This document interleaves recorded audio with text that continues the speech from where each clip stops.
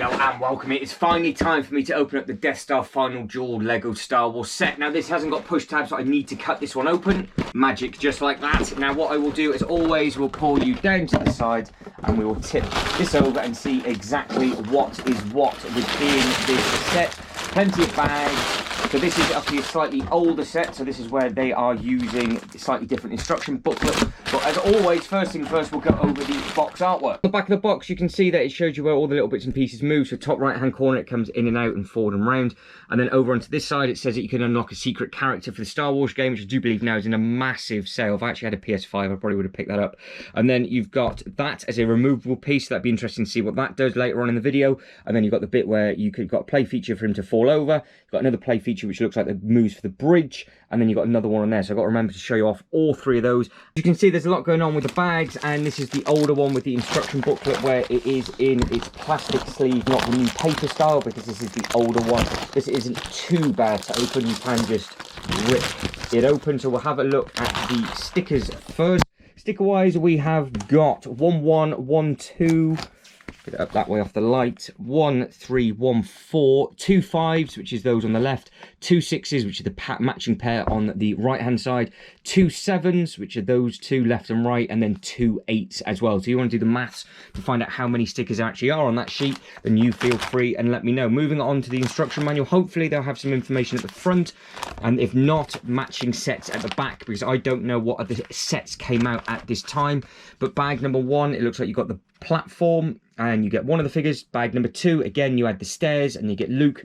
Bag 3, you then add on the middle console. Bag number 4, it looks like you add on the second bit, so that wasn't the middle console, that'd be the outer edge. 5 is the middle piece, and then 6 looks like where it finishes, and you get the guards at the end. So it should be a nice looking build. So you get build straight on, and then that looks like it has a different. I was not expecting that for the minifigure at the front.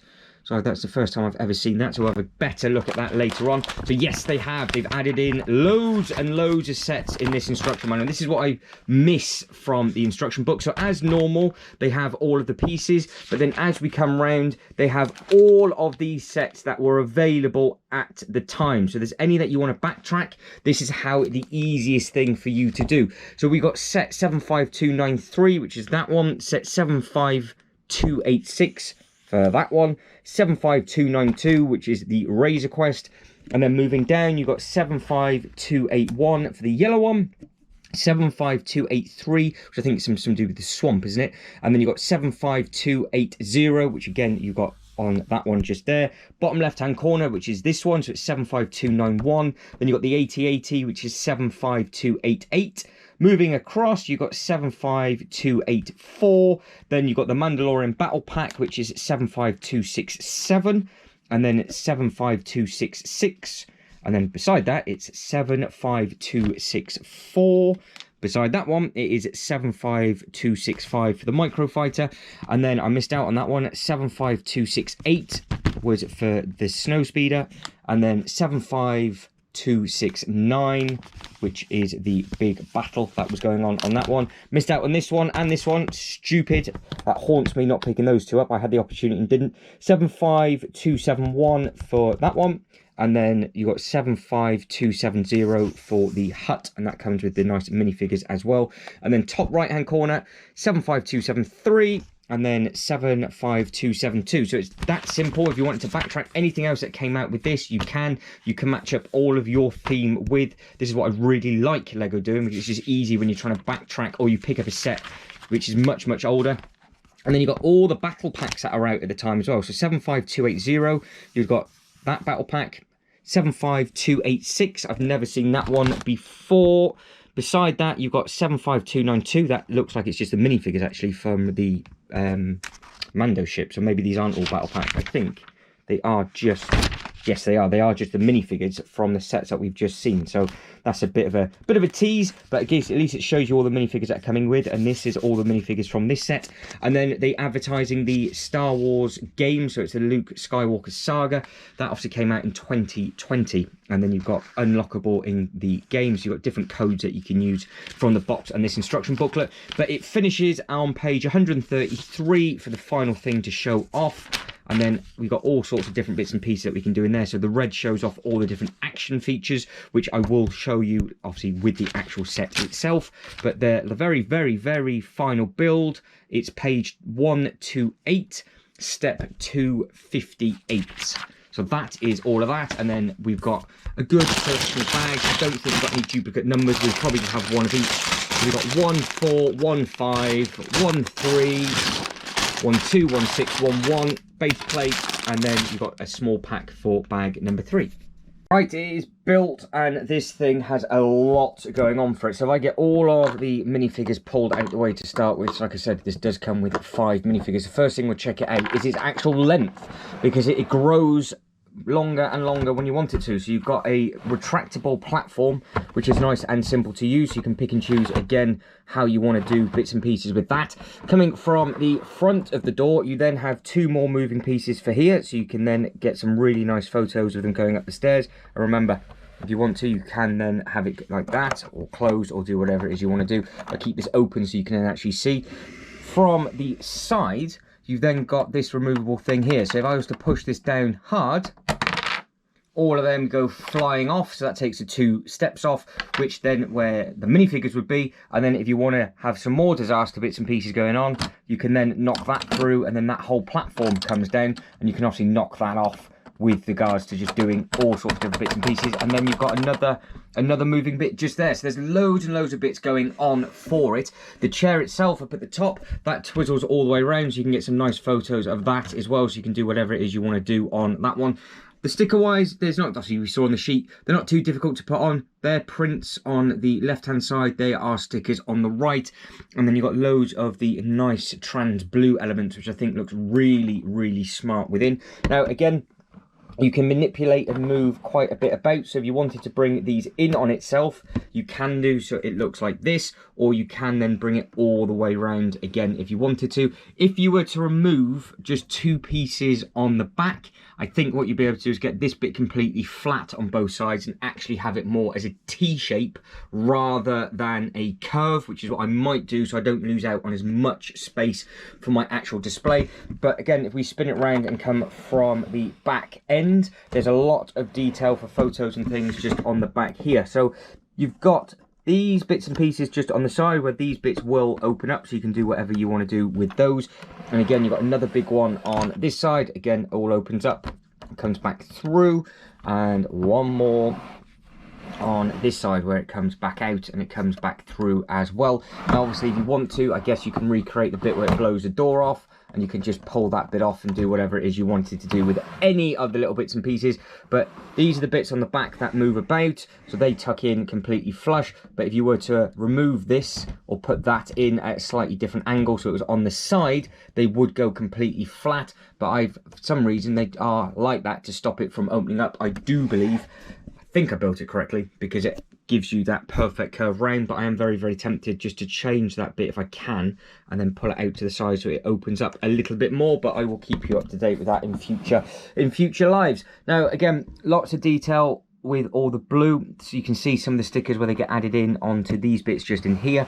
And then if we come through, you have got some more stickers and a little bit more going on for it on the inside in there, so you can do more displays on the inside if you wanted to. It's sturdy enough as well, so you can not only just get some nice minifigures, but it is sturdy enough where it needs to be, and then obviously where it's designed to be movable, it can be moved nice and simple. But if that was pushed in, that then clips in just like that, that then spins round and clips in just like that is all together. So you can have it as that if you want to, that then tucks in and that tucks in, so it does eat into quite a bit of space if you want it to. But then if you want to create different displays and designs, and again, if you with the front all the way tucked in, it's not too bad with regards to the stunts.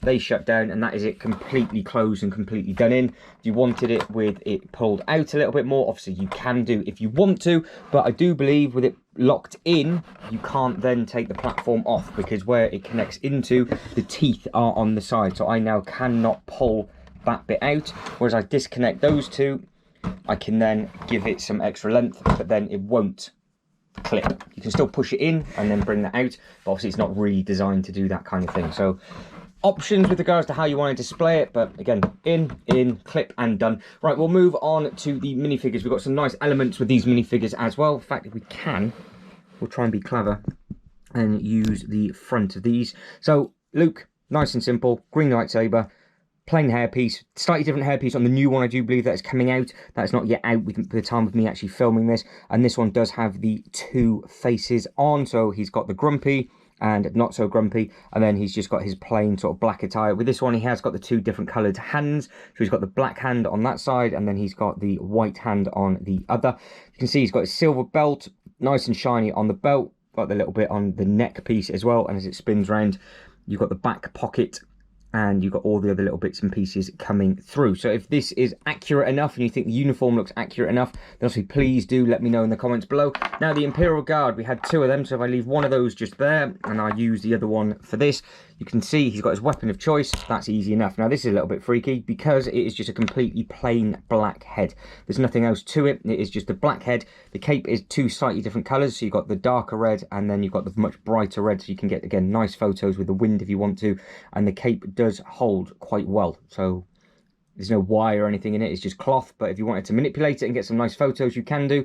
With regards to the back, it's just completely plain on the back, plain legs. And then you've got the darker red on the arms and a slightly different shade on the hands. Depending on what it's coming through on the camera, I'd say that is more of a brown than a deep red. But if that's what it's supposed to be, that is exactly correct. The headpiece, it's one larger mould as it clips on and down, and then again you just have it at the front. So if they're not supposed to be actual heads on the front of that, that works perfectly for me, because I'm going to use this as an entrance to a theme park, and that is where everybody will be walking through just there, and then you can get your photos and everything taken at the front. So that for me works absolutely perfect. We will compare it to one or two of the little bits and pieces at the end, and then obviously we will also have a look with it on a base plate just so you get a better understanding. Now check this thing out. I actually for some reason thought these were two separate pieces, but they're not. They're one cool larger element. Nice, two different colours. The translucent pieces come through very, very well in person. Hopefully they are on this camera as well. But there is also a lot of other bits and pieces going on for this figure. So we take these off.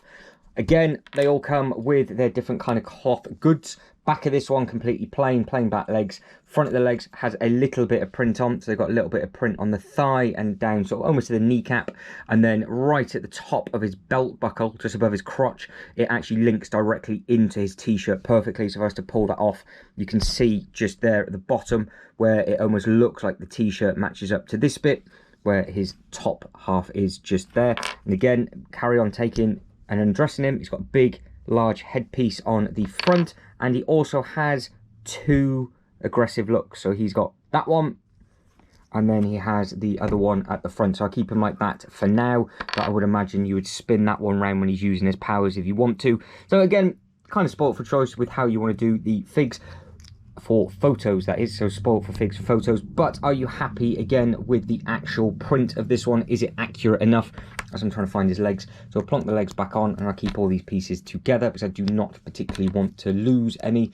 So I don't know if you're supposed to have the purple up, have it side on. Again, with these you can spin it round and have it to the side, so he could be doing it side on just like that, or he can have them up and over and doing it however it is like that. So that is actually the colour of the box. So I don't know if you're supposed to go dark, light, whatever. Yeah, if you're a massive fan of the film and you know which way it should go, let me know and I'll put it the right way so I won't trigger too many people off.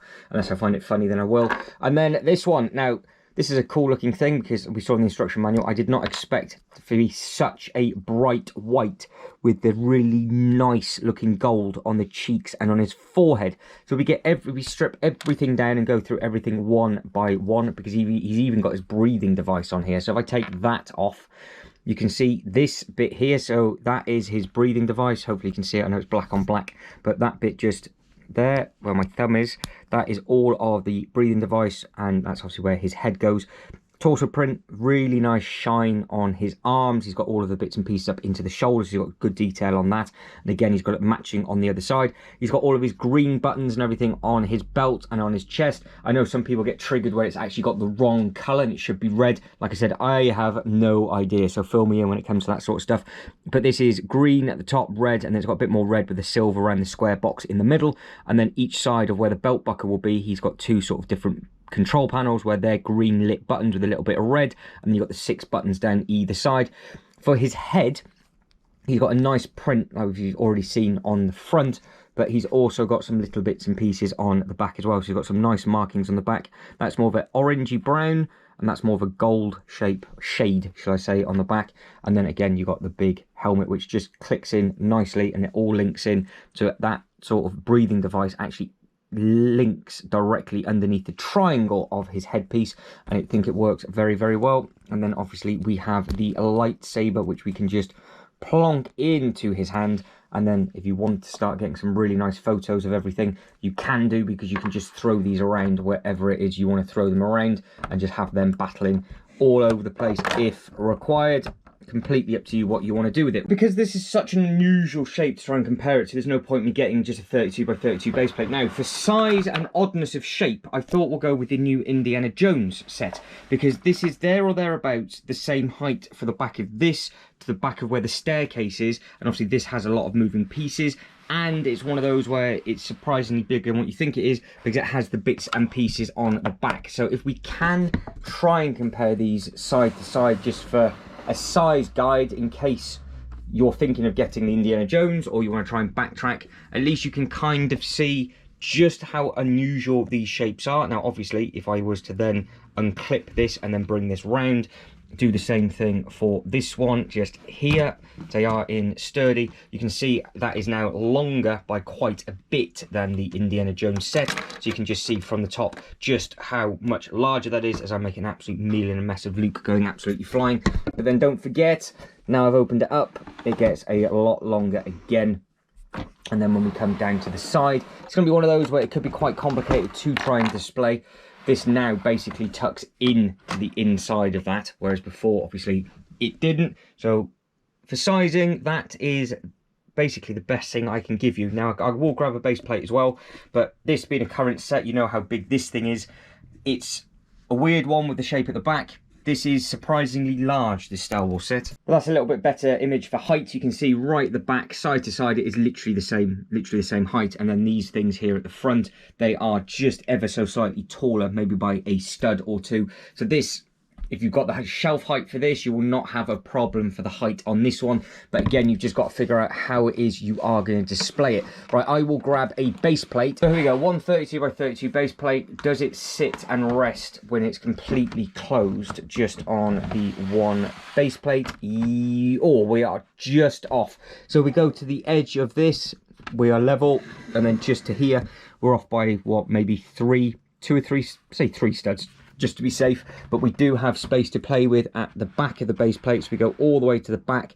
That is the size it takes up. So you can see we've got 1, 2, 3, 4, 5, 6, 7, 8 studs off on here. But then if we were to increase the length, you get 8 studs. So it is 32 studs deep if you want to have it fully out. So again, that's something to consider. So it's 32 deep if you want to get it all the way out. And then as we bring that round and bring that round, if this I think was completely flat rather than having the curve and we didn't lose that little bit of cheese wedge on the side, I think it would probably be there or thereabouts 32 studs wide as well. I think you'd be able to there or thereabouts get it on a base plate. The layout is actually with the sides shut. If you were to then open up the sides, it then increases the width of the set again by a good amount as well. But I think for space, size, design and everything else, I would keep that tucked all the way in like so, spin them all the way around, and then just figure out what I'm going to do from there, because these 2 bits touch for the platform, so I might be able to again manipulate that over, because that is then obviously supposed to come over onto that bit and you're supposed to do all sorts of different bits and pieces. But as I want this as an entrance to my own theme park, I will mess around with that at a later date. But that is it, I am done. Hopefully you've enjoyed this. I'm very, very surprised with the amount of detail and all the different bits and pieces you can do with this set. There is a lot going on for it with regards to the price point that this originally came out from. I'm sure there'll be some comparisons online not the newer one when that comes out as well. That's something I will not be picking up because I'm more than happy with this one. But guys, if you can let me know in the comments below how you've displayed yours, what your thoughts are on this set. Would you like to try and backtrack this one? And obviously let me know what you think of the minifigures and everything like that as well. But as always, thank you very much for watching. You lot take care and I'll see you in the next one. Ta-da.